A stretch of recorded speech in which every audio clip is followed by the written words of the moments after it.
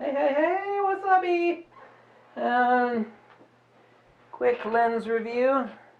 Been asked about this lens more than a few times. I was able to get my hands on one at the end of November. I knew I was going to get one, which I got it right before Christmas. That was after Christmas, excuse me. I got it in the beginning of January. It's a new lens from Nikon, the AFS 24mm 1.8G. Yeah, it does come with a lens hood. I don't have it right now. This lens is awesome. I would actually consider this a must-have lens, but it is 24mm. Actually, it's one of my least favorite focals, but of the 24, it's actually my favorite focal.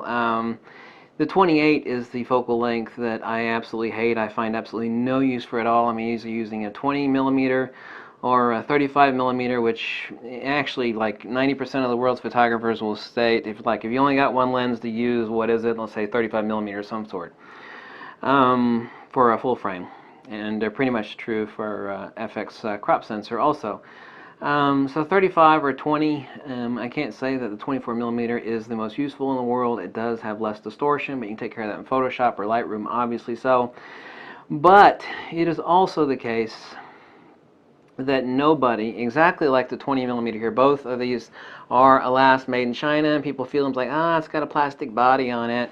Anybody that's actually bought the 20mm f1.8 off my recommendation, they're like, oh damn, you're right. I mean, oh my god, the pictures out of this thing are amazing. So neither one of these are cheap. And the 20mm f1.8G is $800, and the $750 for the 24mm f1.8G. Go to the Flickr page for either one. People will look at these lenses and go, oh, they're made in China. And, I'm no fan of stuff made in China. But it is the case that MacBooks, there are some really high quality stuff that does come out of China.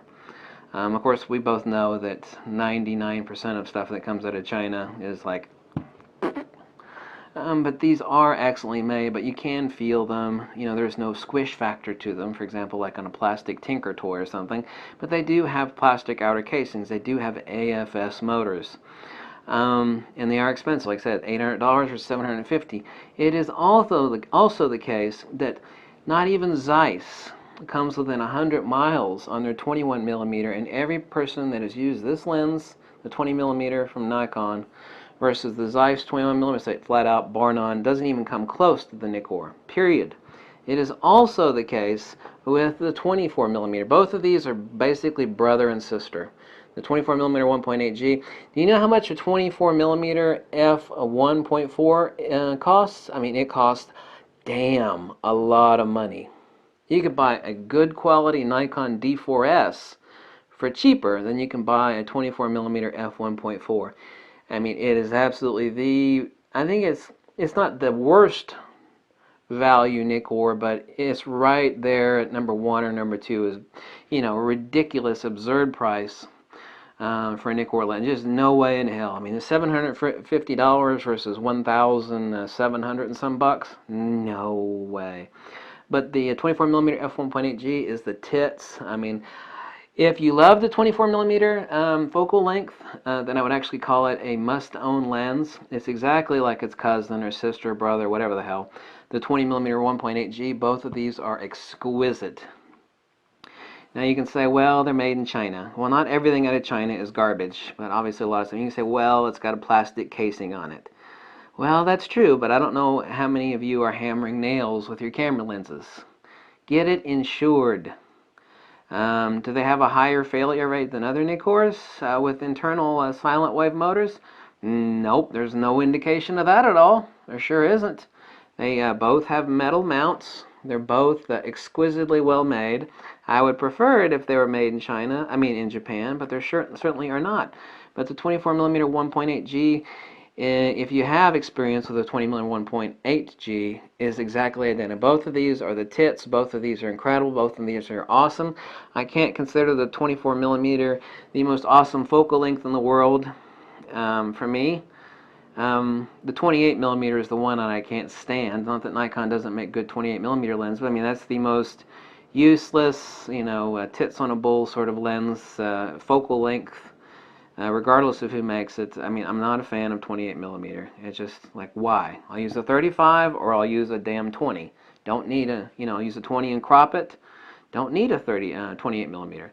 But this lens, if you do love the 24 millimeter, this one actually has creamy output. It is incredibly sharp. It's actually got decent micro contrast for a wide. An extremely fast autofocus. It does have a large manual focus ring. You switch it right here between manual and auto to manual. It is a joy to manually focus.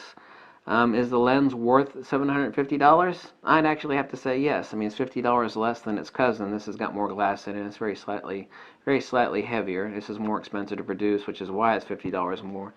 But both of these lenses are extremely good value. That means that you can't stick this lens on the front of your Nikon and go, I don't like it, because you will damn well love it. Period, flat out, bar none. As to the focal, which is irrespective of the lens itself, it's not my favorite, but the lens is really, really awesome. I consider it a must-own lens, depending on what it is you shoot and whether you have greater use of the 24 millimeters as far as the focal for street use or landscape. I mean, it's actually a perfect medium between street and landscape.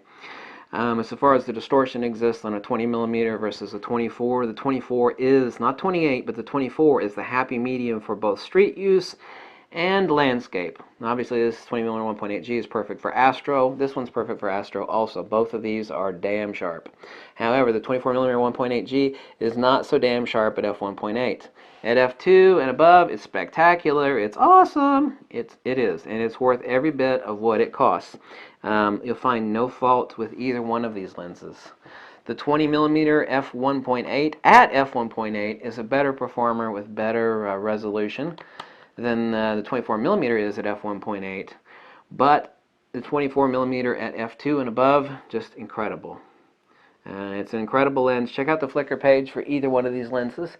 That's my review of the 24mm f1.8G. Hopefully I'll be posting pictures as soon as I get the website up, as soon as I grow 4 more arms and 24 more hours in the day. And thank you for watching. If you like this video, drop me a buck or two. Go tell me to jump off the cliff. Another non-sponsored review from the angry photographer, who's not very angry actually. Bye. Bye.